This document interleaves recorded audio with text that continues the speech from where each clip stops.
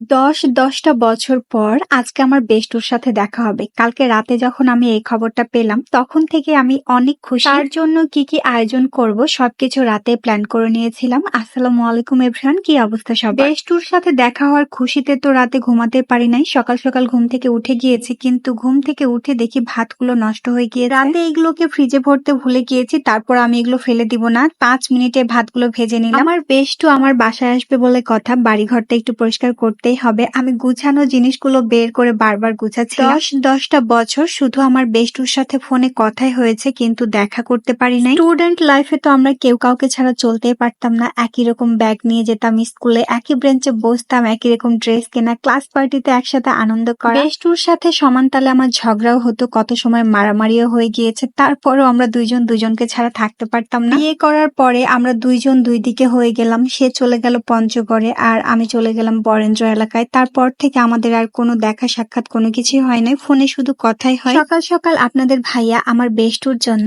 বাজারও করে এনে দিয়েছে। আমার বেস্টু যা যা খেতে পছন্দ করে সবকিছুই নিতে বলেছিল। আমার বেস্টু ৮ মাসের প্রেগনেন্ট, তাই সে ভারী খাবারগুলো খেতে পছন্দ করছে না, অ্যাভয়েড করছে। আমাকে ফোনে বলে দিয়েছিল সে কি খেতে চায়, তো আমি সেগুলোই বাজার করে আনিয়েছি। সবকিছুই ঠিকঠাক আছে, এখন আমি কাটাকুটি করবো। আর এমন সময় আমার বেস্টু আমাকে ফোন দিয়ে বলে সে আসতে পারবে না। অনেক মন খারাপ হয়ে যায়, রাগ করে তার সাথে তো আর কথাই বলি নাই। তার জন্য মুরগি আনিয়ে রেখেছিলাম, তো সেগুলো আজকে আর রান্না করতে ইচ্ছে করলো না, ফ্রিজে ভরে রেখে দিব। আপনাদের ভাইয়া আলাদা করে কিছু কলিজাও নিয়ে এসেছিল, তো রাইহানা বুড়ির জন্য এগুলো একটু রান্না করবো। আজকে দুপুর বেলায় আমার বেস্টুর আমার বাসায় আসার কথা ছিল ১টা রাত থেকে। তার পরের দিন সকালে তার চলে যাওয়ার কথা ছিল, কিন্তু সে কথা দিয়ে কথা রাখে না। তার পার্সোনাল কোনো কারণে সে আমার বাসা পর্যন্ত আসতে পারে না, কিন্তু সে রাজশাহীতে ঠিকই আসছিল। আসতে পারবে না এটা যদি আগে বলতো, তাহলে সে যেখানে ছিল আমি সেখানে গিয়ে তার সাথে দেখা করে আসতাম। যাই হোক, লাউটা পুরোটাই কেটে নিয়েছিলাম, সিদ্ধ করে নিয়েছি। অর্ধেকটা রান্না করব আর অর্ধেকটা ফ্রিজে রেখে দিব, অন্য একদিন রান্না করে খাওয়া হবে। সবজিগুলো আমার আগেই কাটাকুটি করা হয়ে গিয়েছিল, তাই এগুলো রান্না করতেই হবে। এই ডালগুলো আমি রমজান মাসে ব্লেন্ড করে রেখেছিলাম, কিন্তু